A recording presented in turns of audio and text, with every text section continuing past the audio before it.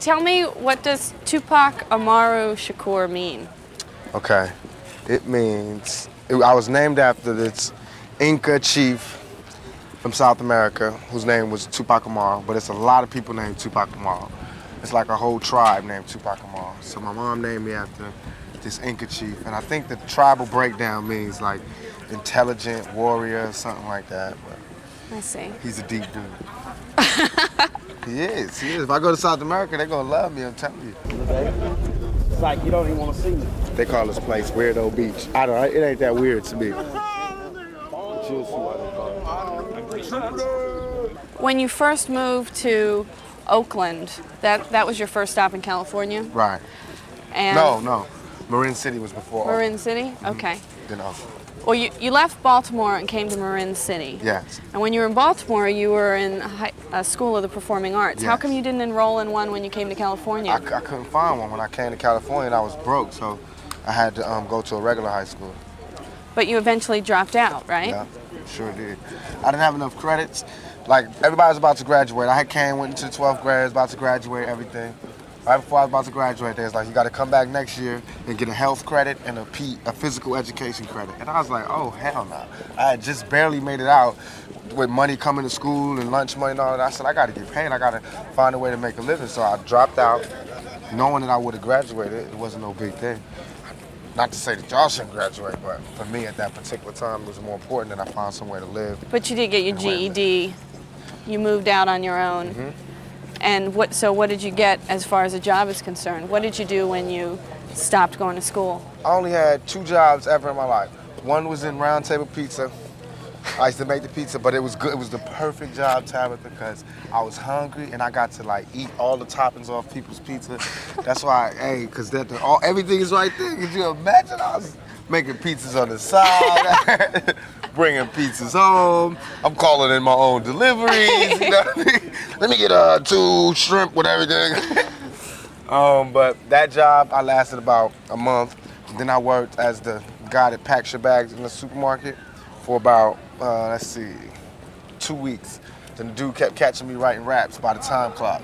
I used to be like, I'm gonna write for Instead an of hour, loading work for people's hours. groceries. She could carry her own shit. So Did it ever got fired. occur to you that you might be able to get scholarships to go to college, or was that just not I always even an wanted issue? to go to college, but I wanted to go to college and be comfortable. Like how people, I don't know, this might be presumptuous, but like I know a lot of people that are in college, they have their lives already okay, you know what I mean? Like someone's paying for them to go to college. They have somewhere to live. They have somewhere to live while they're going to college. They get money, all that. Somebody can pay their tuition and all of that. I don't have that. And until I can have that, I can't go to college, even though I want to, because that turned me on. With all the encouragement that you got in Baltimore at the High School of Performing Arts for your acting, did it ever occur to you to come out to California and be a professional actor here when your mom moved out here? Nah, that was the last thing on my mind. When I came to California, I was broke, nowhere to stay. What do you mean nowhere to stay? I didn't have anywhere to stay. I was staying with a friend of a friend of a friend of my mother. Why weren't you staying with your mother? Because she was in Baltimore, and we didn't have any lights and electricity. We was about to get evicted, so she sent me first. How mothers do. Protect the young. So I went out there broke. I wasn't even thinking about acting. I was just thinking about surviving. But such is life. I ended up doing it, what I love the most. I ended up doing both of those things. During that time when you went to California, your mother was in Baltimore. Is that when she was a crack addict? No, she was addicted to crack when I was in California. First week in California. What's up? All right, what's happening? And what was that like to have a mother who was addicted to crack? I love my mom. She the bomb to me, so I know love she all is her now, mistakes. but what about then? It was hard. It was hard because, she was my hero. Did She you is my ever hero. have any temptation with crack? Never, ever, never. My father died like that, but the man that I knew was my father. The man that I knew was my father, he died with cocaine, so it was never my thing. And why do you think that your mother had that time of weakness with crack? Everything was just going bad for her. It's harder for a woman to raise a family than it is for a man. Oh, yes, all day.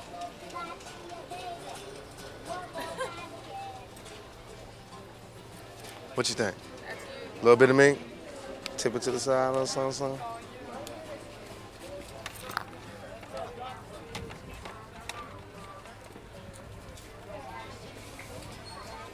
It ain't my style, they not Gutierrez.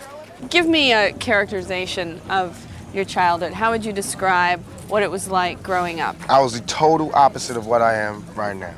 I was quiet, withdrawn. I read a lot. I wrote poetry. I kept a diary. I watched TV all the time. I stayed in front of a television. I went to movies. Everything. What did you do that was, I mean, it seems like going from a homeless shelter to a project or having to worry about having enough food on the table must have been very difficult. How did you deal with that? Were there any therapeutic ways for you to heal yourself? I smoked weed. I hung out with the drug dealers and the criminals, and I got... And that made you feel better? Interestingly enough, yes, because they have those same problems, and they found a way to get out of it. As a kid, this is what I was thinking. And so did you end up selling drugs also because those were your I think I tried models? I tried selling drugs for maybe 2 weeks. Then the dude was like, "Oh man, give me my drugs back," because I didn't know how to do it. I sell, somebody didn't pay me back. I'd be like, "Oh, it's okay." Smoke most of it? Yeah, no, I never smoked it. Never smoked it. I'd just be like, "It's okay. You don't have to pay me back." Dudes would give me their watch and say, you know, "Give me this amount for my watch." Like you were a pawn shop all of a Yeah, sudden? and I give him his watch back, and he didn't give me no money. So dude's like, "No more for you." So then the dope dealers used to just look out for me when I would come back from school. They'd just give me money and be like, "Don't get involved with this. Get out there, do your dream." So they was like my sponsors. You can get him on film. Well, that boy say Tupac watches. Tupac watches, I got it right. You need to get him on film. Tupac watches, man. Right behind you, talking about Tupac watches. No, he getting his on. Yeah, got that little with the man. entourage. No, man, I normally had that motherfucker. Oh, yeah, that's You got the real one on, huh? Yeah, no doubt, though. I like you got some that shit on. These live watches. Go ahead, man. How business doing? Yeah, you gotta don't take that shit. You know, you the Nah, man. man, see, I want to keep don't you take them out my something. hand. You just sell something. I don't want to mess up your thing out You here. gotta mess up that thing. Yeah. All right, then. Tupac watches, right? I got you. That boy say Tupac watches. Right here. Tupac autograph, $20, right here. I got you. You're supposed to put I love you. I'm I love you first. How did you go from making pizza to being in Digital Underground? I used to rap everywhere. I was one of those people, man. I put my tape in the tape deck. I interrupt talks, conversations, and just start rapping. So I met up one person hooked me up with another person, this lady named Layla. Introduced me to H. Gregory, who was managing Digital Underground. He was like, "I'm gonna send you to Digital Underground, they're in the studio. You just rap for Shock G on the spot. If he like you, then I'll pick you up."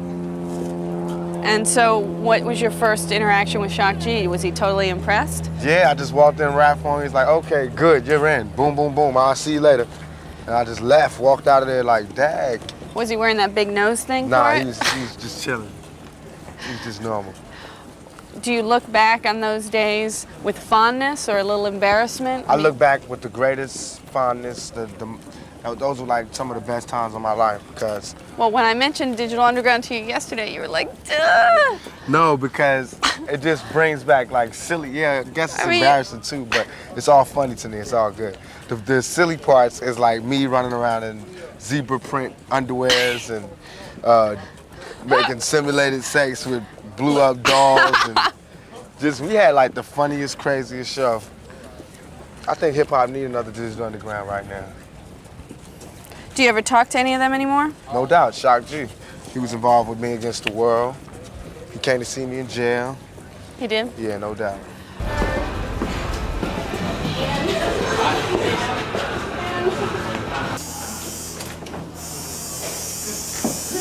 How long do you think it's gonna take? 10 minutes. Okay.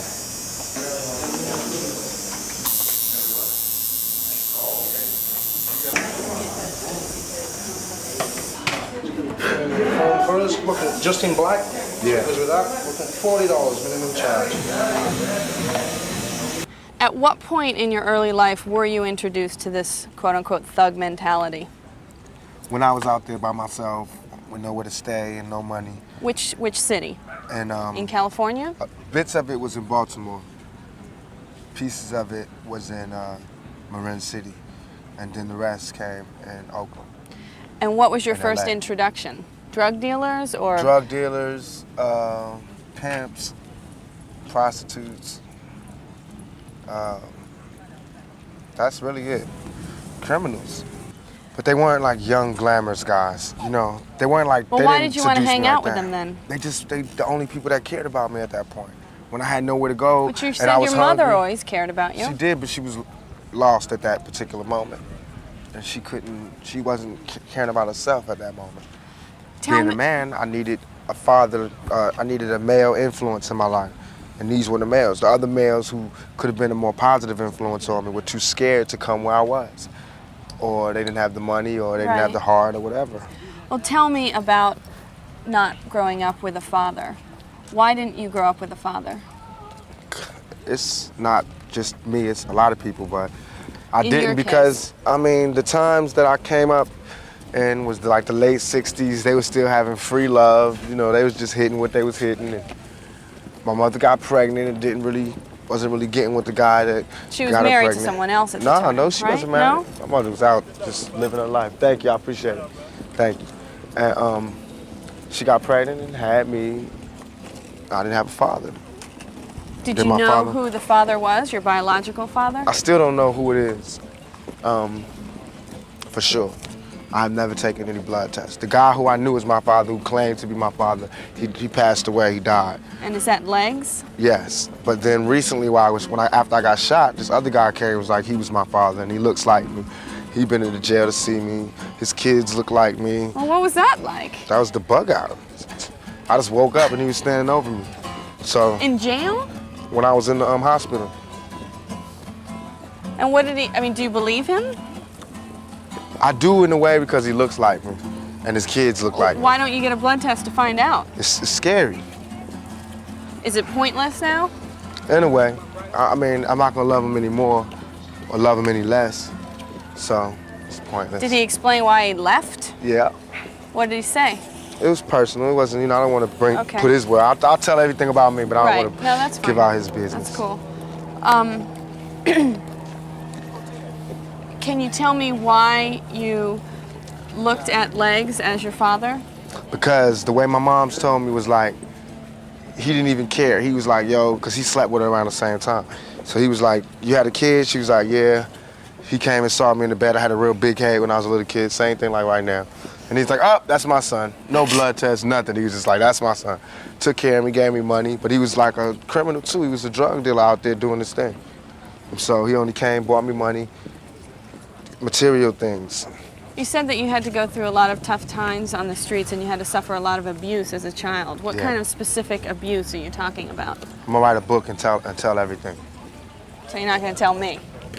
Then I wouldn't mean, get are no- we talking... Then I wouldn't get no money for my pain. I'd rather write a book about it. Get paid for my You don't pain. count all those #1 albums as money for your pain? Yeah, but I want to write about it to be deeper. All right. All right. Your mother has said that Tupac is always... Your mother said Tupac has always been the person who makes up the game. Yeah. Do you know what she meant by that? I don't know what she meant, but How do you interpret it? that I puts it down. You what? I put it down. I put it down. If it's about rap music, if it's about acting, whatever, I want to get into the head seat, to the front seat. So I do what I got to do to get to the front seat. I work hard. I got to be involved. I got to excel at it. It can't be a small thing. It got to be a big thing. And I believe that I'm a natural born leader. I don't really take orders. I can take orders because I'm a good soldier, but I like to give orders. I like to say, I like to follow my own heart, but I don't like to control other people. Right. I think everybody should be the leader. Well, that's why it confuses me. It seems like those characteristics are the characteristics of somebody who would want to find out who shot them. I don't understand why you can take 5 bullets and not be doing everything in your power to find out who did it. Because I'm saying, and then what do I do? Do you not believe that there's justice? Do you not And believe then what you do I have do a when I shot? find them? And then what do I do when I find them? Press charges. But the Attempted police murder. know who shot me. And you don't believe that they're doing all they can to do that? They're not doing everything they can to do that. They know who shot me. I already know who shot me. Number one. Number two, But if it's like everybody knows who shot me. The police know who shot me.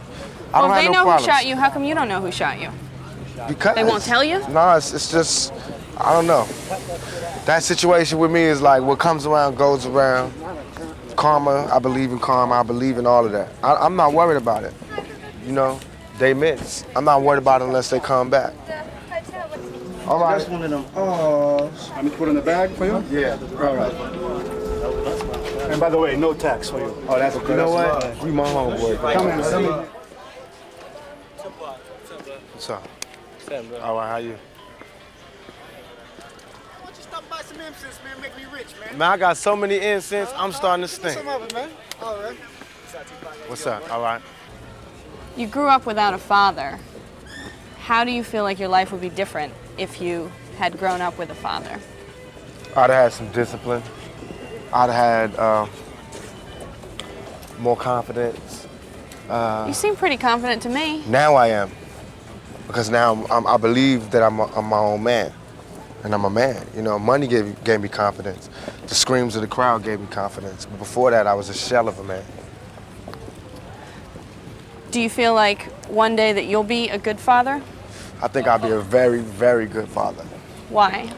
Because I love kids. I love the innocence. It just does something to my chest.